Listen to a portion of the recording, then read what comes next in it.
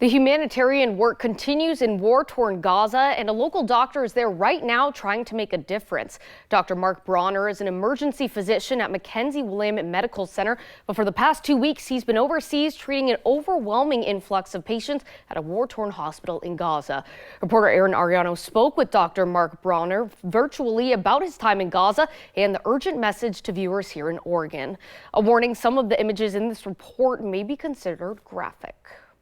People try to contextualize things like it's, war is hell. But this is more than that. This is Mark Bronner. He is a 15-year Eugene resident and board-certified emergency physician at Mackenzie-William Medical Center. But for the past 2 weeks, he's been at Nasser Hospital in Gaza. I didn't want to be on the sidelines. There's a sort of a problem we have in the Western world, which is sort of a disassociation from this kind of thing. Bronner joined Rama Worldwide, a nonprofit that is currently sending coalitions of healthcare workers on humanitarian aid trips. I spoke to him via WhatsApp and Zoom, switching between the two due to spotty reception. Bronner says he's done humanitarian aid trips before in Haiti and Mozambique, but never an active war zone. As the war between Israel and Hamas rages on, Bronner says it's nonstop mass casualty events overwhelming his hospital, and the patients are mostly always children. These are people who were sitting in a tent reading a book, trying to study, and then a helicopter pinpoints them and shoots them in the chest. I'm seeing, children carrying water, two side by side, both taking a single gunshot wound to the back of their heads.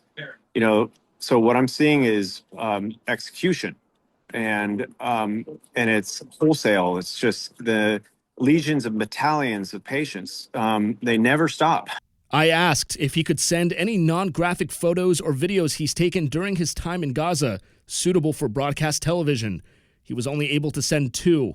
This photo of him working on an injured child, and this video of people laying on the ground during an overwhelming influx of patients. He says the most common injuries he sees in these victims of war are high-caliber gunshots. These are just major trauma resuscitations. The patients have, bullet injuries to their brain, to their chest, to their neck. Although he's not out witnessing these injuries in combat zones, he has a degree of confidence that the injuries of these children are inflicted upon them by Israeli soldiers. He says the Israeli forces recently created a new zone around the hospital, which people are urged to avoid.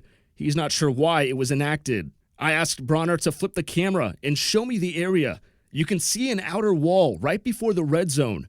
Damaged buildings and ambulances can also be seen. Bronner was part of a recent campaign to secure baby formula, which a nearby department runs out of constantly. His volunteer trip ends in just a few days, but I asked him, when he leaves, how can people here in Oregon directly help the dire situation in the Middle East? What's really needed more than anything is a complete ceasefire.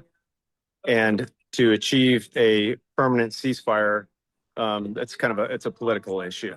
And so if you can contact your, legislators, senators. The other ways he says you can directly help his hospital, the baby formula shortage, and my full conversation with Bronner can be found on our website. I'm Aaron Ariano reporting.